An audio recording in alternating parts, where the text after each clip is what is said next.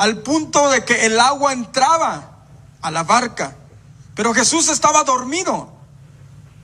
Estaba durmiendo, estaba descansando el maestro en la barca y sus discípulos preocupados porque la barca estaba siendo azotada por las olas, por el viento fuerte. Yo creo que en un temblor o en un movimiento así fuerte yo no podría estar dormido, me levantaría bien espantado.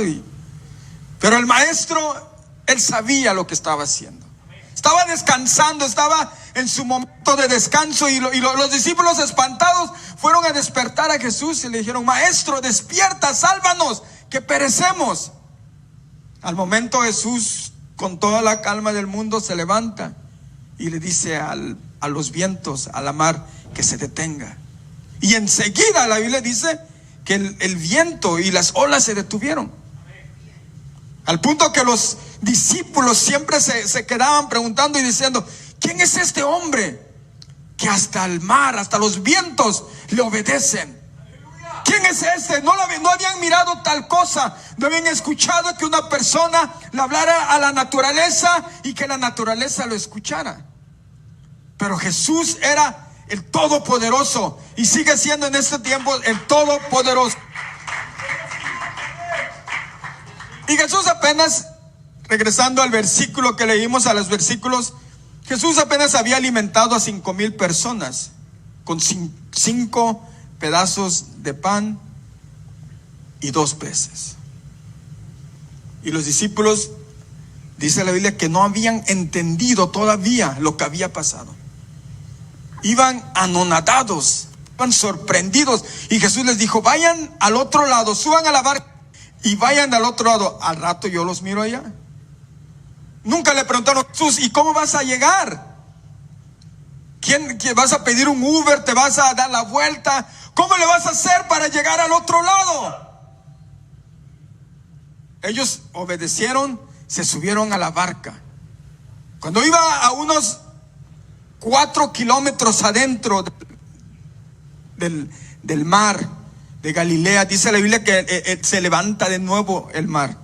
Se vuelve a levantar la tempestad, vuelve a sentir los vientos, empiezan a pensar: híjoles, de nuevo está pasando esta situación. ¿Qué es lo que vamos a hacer? Porque ahora estamos solos. Aunque iban todos los discípulos, pero ellos se sentían solos, estaban espantados porque se estaba levantando el barco y ya tal vez dijeron: ojalá viniera el maestro, aunque estuviera dormido, pero que esté con nosotros. Pero Jesús no iba con ellos. Jesús estaba orando. La Biblia dice que subió a orar, a estar unos momentos a solas. Mientras Jesús estaba a solas, ellos estaban luchando, estaban en contra del viento, estaban tratando de pasar al otro lado. Y casi cuando uno va llegando a la mar, parece como que las olas, la orilla del mar, como que las olas empiezan a levantar y no puede uno cruzar a ese nivel en donde ya va a llegar hacia la orilla. Y estaban ellos remando y remando y remando y estaban apresurados, cuando de repente miran a lo lejos una sombra que viene allá, un cuerpo caminando sobre el mar. Nunca habían mirado tal cosa. Y dice que los discípulos se asustaron y dijeron: un fantasma.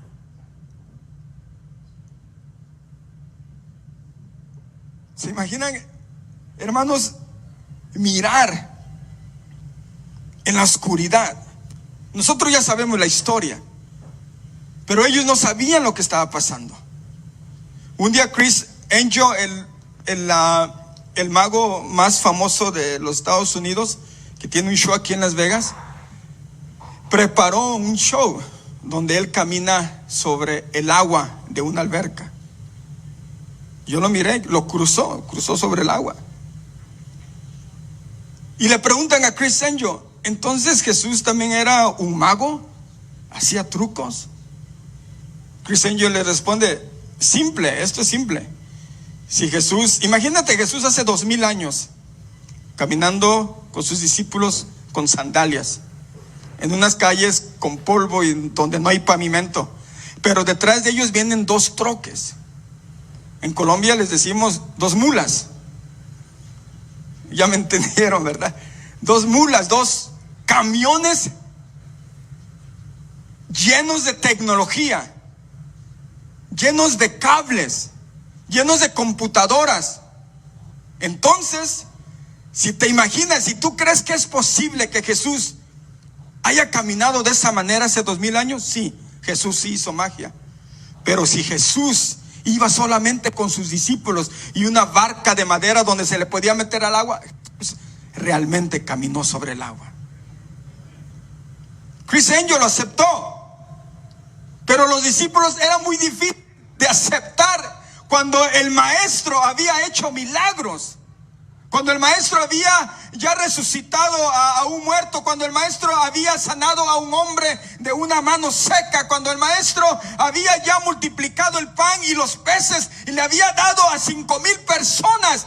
Ellos todavía era increíble para ellos mirar que el maestro hiciera estas cosas. Pedro, el más atrevido, siempre Pedro se metía en problemas, hermanos. Yo creo que muchos de nosotros somos como Pedro, hablamos en el momento. Pedro decía: Señor, si es posible, yo muero contigo. Y Pedro le falló al Señor 3 veces, lo negó. Pedro, cuando vinieron a arrestar a Jesús, Pedro sacó la espada y luego cortó la oreja. Imagínense que ahorita vinieran a alguien, un policía quería arrestar al pastor y que hermano Alfredito sacara su oreja, su espada.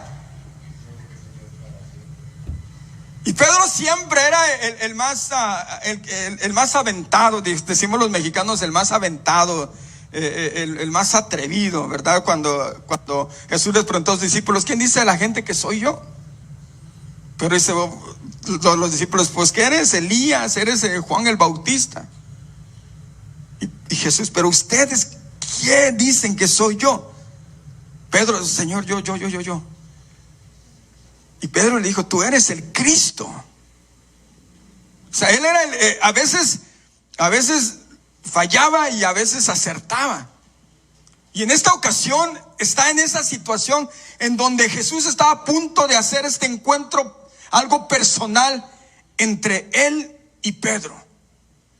Porque de repente como que la historia se olvida de los otros discípulos y se convierte en un encuentro en las aguas entre Jesús y Pedro. En un encuentro imposible para nuestra naturaleza.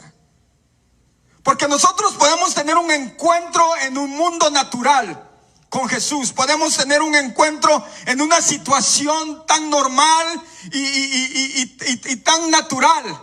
Pero usted no puede imaginarse tener un encuentro en una situación donde la ley natural, donde la ley de la física, donde la ley de la gravedad no puede ser quebrantada a causa de todo lo que estaba sucediendo en ese momento.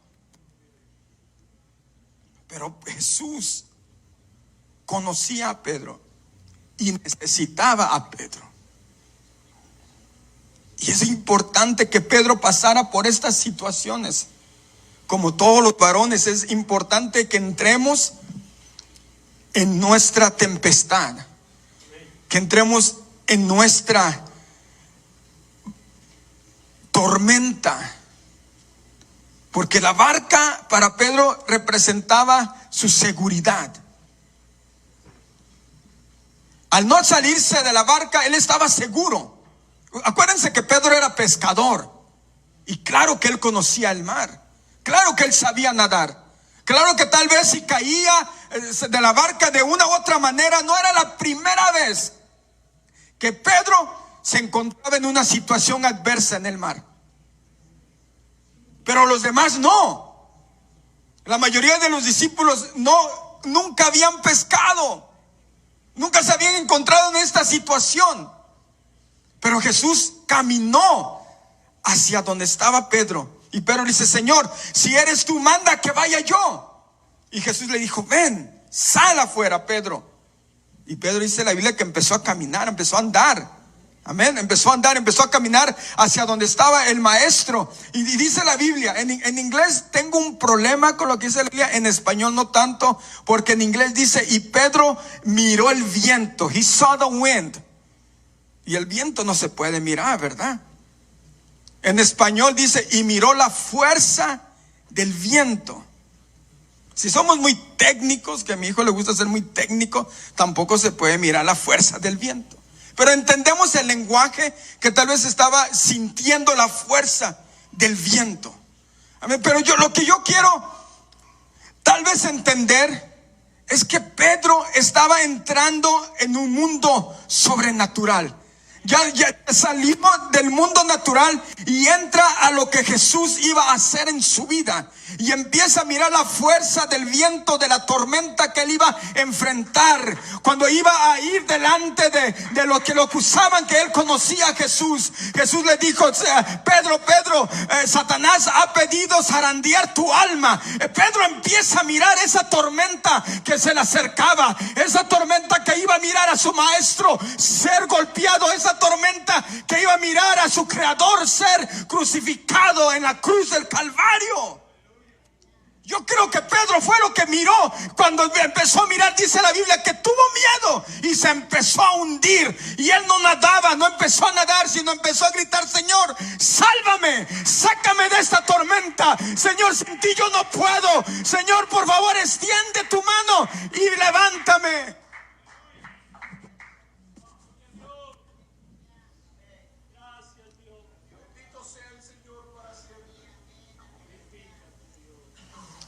Pero Jesús les responde: yo soy. Cuando Moisés fue ahí en esa zarza que estaba ardiendo y le pregunta: ¿qué le digo Faraón? ¿A quién me mandó? El Señor le responde: yo soy. Yo soy el que soy. Y cada vez que Jesús usaba el yo soy, estaba a punto de manifestar su esencia divina. Yo soy el pan de vida. Yo soy la luz. Yo soy el camino.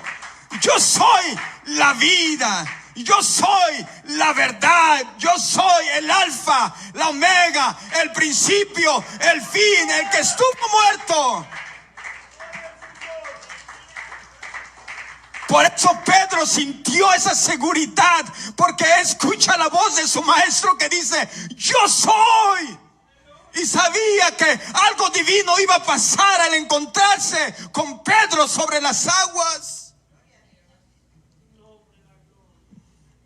La voz de Jesús dice: no temas ni desmayes, que yo estaré contigo. La voz de Jesús dice: venid a mí todos los que están cansados y cargados, y yo os haré descansar. La voz de Jesús dice: clama a mí y yo te responderé y te enseñaré cosas grandes, ocultas, que tú no conoces. La voz de Jesús dice: estaré contigo todos los días de tu vida hasta el fin. Aunque no quieras orar, yo estaré contigo. Aunque no tengas ganas de ir a la iglesia, yo estaré contigo. Aunque no quieras ir a la iglesia, yo estaré contigo. Aunque te canses, aunque a veces ya no